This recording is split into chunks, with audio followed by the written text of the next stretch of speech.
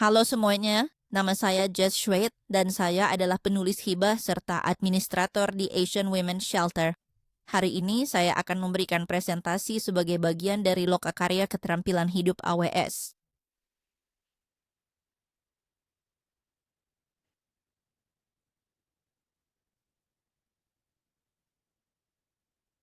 Jadi hari ini saya akan mempresentasikan tentang keselamatan kerja. Ini mencakup sumber daya manusia, administrasi keselamatan dan kesehatan kerja, serta mengetahui hak-hak Anda. Jika Anda tidak tahu apa itu sumber daya manusia, administrasi keselamatan dan kesehatan kerja, atau hak di tempat kerja, maka Anda berada di tempat yang tepat. Dan semoga di akhir sesi ini, Anda akan lebih memahami apa itu semua dan apa hak-hak Anda saat berada di tempat kerja. Jadi sebagai permulaan, apa itu sumber daya manusia? Mungkin Anda pernah mendengarnya sebelumnya. HR adalah singkatan dari sumber daya manusia, dan biasanya saat seseorang bicara soal HR, mereka merujuk pada Departemen Sumber Daya Manusia di organisasi mereka. Jadi, Asian Women's Shelter memiliki staf HR yang melakukan hal-hal yang akan saya jelaskan ini.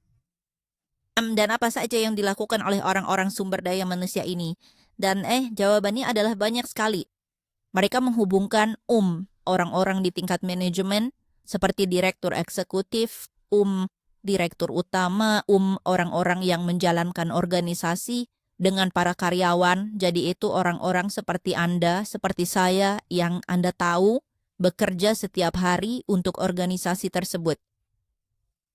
Dan saya akan menjelaskan lebih rinci apa yang mereka lakukan di slide berikutnya.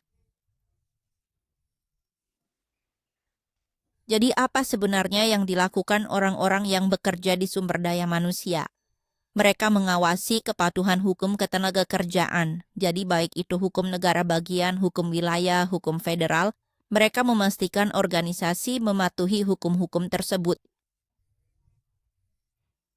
Mereka menjaga standar ketenagakerjaan, jadi itu bisa berarti memastikan bahwa para karyawan juga mematuhi hukum, serta memastikan orang-orang yang bekerja di organisasi memenuhi standar yang seharusnya mereka penuhi.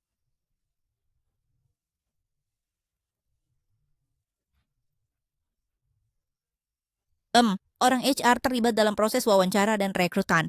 Jadi jika Anda sedang diwawancarai untuk suatu pekerjaan, Anda pasti akan berbicara dengan staf sumber daya manusia di suatu titik, dan jika Anda diberi tawaran pekerjaan, mereka akan terlibat dalam proses perekrutan seperti membantu Anda mengisi dokumen yang diperlukan dan membantu menjelaskan tunjangan Anda, serta semua hal semacam itu. SDM adalah bagian dari manajemen kinerja, Jadi biasanya setahun sekali organisasi Anda akan meninjau kinerja Anda dan orang-orang akan memberikan umpan balik melihat apakah semuanya berjalan baik atau tidak. Jika ada masalah atau hal semacam itu, sumber daya manusia akan hadir untuk mengawasi prosesnya. Mereka juga mengurus tunjangan karyawan, seperti asuransi kesehatan, asuransi gigi, dan tunjangan lain yang mungkin ditawarkan organisasi. Mereka mengelola semua berkas karyawan, bertanggung jawab atas kesejahteraan staf, serta proses pemberhentian karyawan. Jadi jika Anda memilih untuk berhenti atau ada hal lain yang terjadi dan Anda harus keluar dari pekerjaan, Anda akan berbicara dengan HR tentang cara berhenti dan proses yang benar. Jadi, itulah gambaran umum tugas HR secara administratif.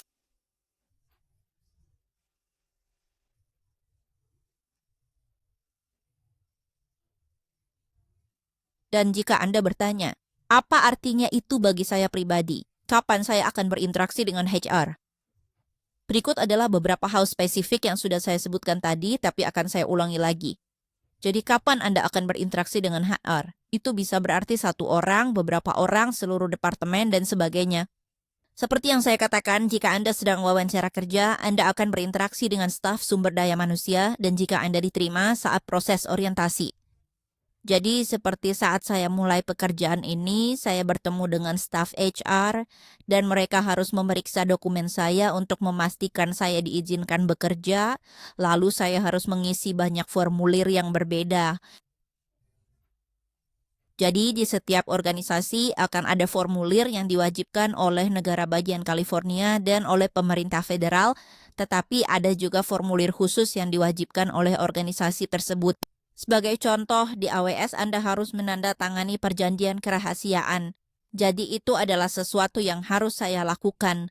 Dan staf HR di AWS adalah orang yang membantu saya dengan semua formulir khusus yang harus saya tanda tangani sebelum mulai. Lalu mereka juga membantu Anda mengatur pembayaran, jadi Anda harus mengisi beberapa formulir untuk itu.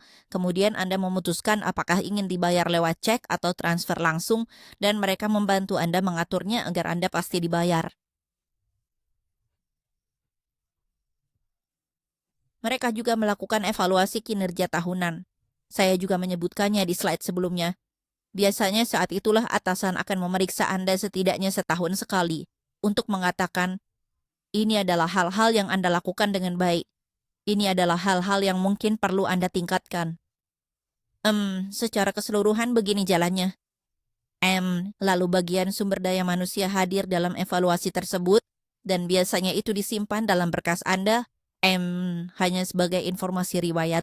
Jadi mungkin jika Anda datang dan meminta kenaikan gaji, mereka bisa melihat evaluasi kinerja Anda sebelumnya dan berkata, wah, orang ini kinerjanya luar biasa. Dalam evaluasi kinerjanya, dia terus mendapat nilai tertinggi. Jadi ya, kita harus memberikan kenaikan gaji. Nah, disitulah hal itu bisa berguna. Anda mungkin berinteraksi dengan bagian sumber daya manusia jika ada perubahan gaji atau perubahan tunjangan. Seperti yang baru saja saya katakan, jika Anda meminta kenaikan gaji, dan jika itu disetujui dan gaji Anda akan berubah, maka organisasi mungkin akan meminta Anda berbicara dengan staf sumber daya manusia untuk menyelesaikan perubahan gaji tersebut, dan jika ada dokumen baru yang harus Anda tanda tangani atau perbarui. Itu akan dilakukan dengan staf sumber daya manusia. Begitu juga dengan tunjangan. Tunjangan berarti apapun yang bukan bagian dari gaji Anda, jadi itu termasuk asuransi kesehatan, jika ada asuransi gigi. Beberapa organisasi menawarkan berbagai jenis cuti dan berbagai jenis mungkin layanan kesehatan mental. Mungkin ada semacam rencana tindakan karyawan atau mungkin Anda bisa mengajukan item kesehatan tertentu untuk penggantian biaya. Itu semua adalah bagian dari tunjangan Anda, dan biasanya staf HR bertugas memastikan semua karyawan tahu tentang tunjangan tersebut, tahu kapan harus mendaftar, dan diberitahu jika ada perubahan. Jadi saat Anda mulai bekerja, staf HR akan menjelaskan asuransi kesehatan dan hal-hal semacam itu kepada Anda. Lalu jika asuransi kesehatan berubah, mereka juga yang akan membicarakannya dengan Anda. Begitu pula untuk segala jenis cuti. Jadi jika Anda butuh cuti melahirkan, cuti sakit, atau cuti apapun yang Anda perlukan, biasanya harus melalui atasan Anda, dan Anda pasti akan membicarakannya dengan bagian personalia. Lalu ada persyaratan pelatihan karyawan tahunan. Biasanya ini diwajibkan oleh negara bagian. California punya aturan, seperti Anda harus mengikuti pelatihan resolusi konflik. Anda harus mengikuti pelatihan tentang hak-hak sipil dan hal-hal semacam itu.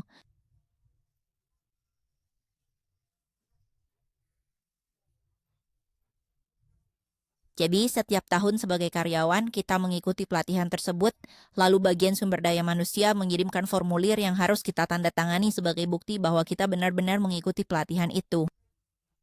Dan biasanya jika Anda mengikuti pelatihan, akan ada daftar hadir atau Anda akan mendapat semacam sertifikat di akhir.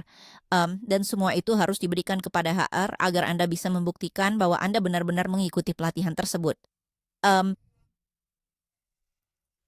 Lalu jika ada perselisihan antara Anda dengan rekan kerja lain, atau antar rekan kerja, atau antara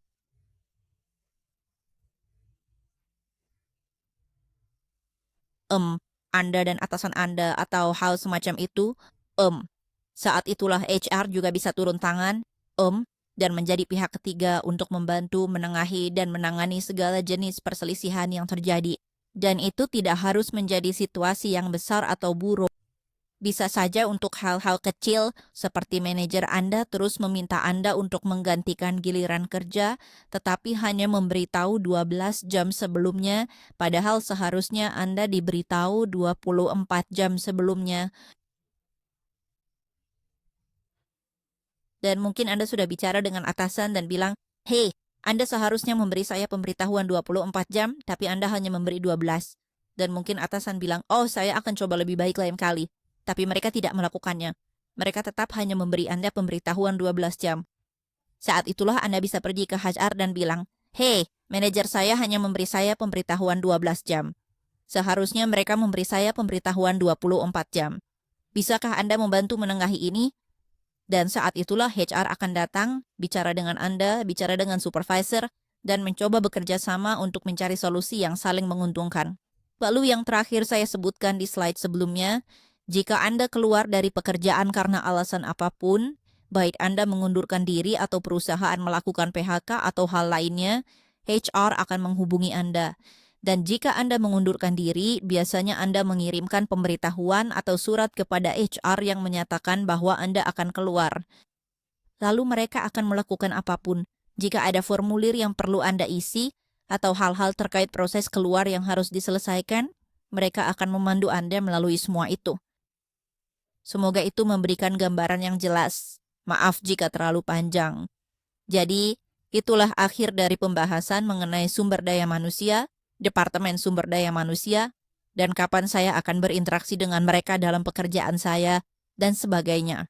Sekian dari saya, terima kasih telah menonton. Semoga sekarang Anda tahu apa itu SDM, OSHA, dan hak-hak di tempat kerja. Dan jika Anda punya pertanyaan lanjutan, hubungi advokat AWS Anda dan mereka bisa menghubungkan Anda dengan saya. Mungkin kita bisa mengadakan pelatihan lagi di masa mendatang. Terima kasih telah menonton.